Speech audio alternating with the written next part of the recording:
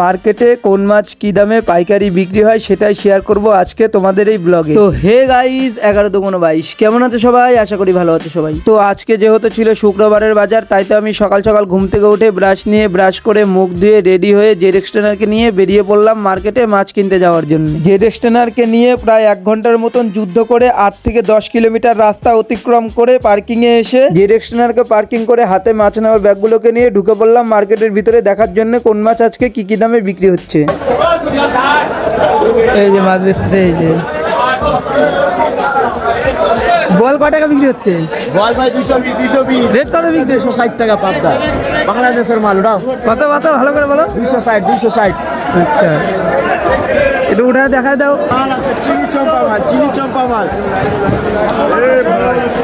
তারপর আরো যেমন রুই মাছ বিক্রি হচ্ছিল 130 টাকার থেকে শুরু 200-250 টাকা কিলো অবধি। তারপরে চিংড়ি মাছ বিক্রি হচ্ছিল 180 টাকার থেকে 300-400 টাকা কিলো অবধি। আর আজকে বাটা মাছের রেটটা ছিল 200 টাকা থেকে 220 টাকা কিলো পর্যন্ত। বাকি তোমরা যদি আরো অন্য কোনো মাছের পাইকারি দাম জানতে চাও আমাকে কমেন্টে জানাও, আমি পরের ব্লগে তোমাদের বলে দেবো। তাহলে চলো আজকে আসি, দেখা হচ্ছে অন্য কোনো আরো একটা ব্লগে। ততক্ষণের জন্য সবাই ভালো থেকো, সুস্থ থেকো।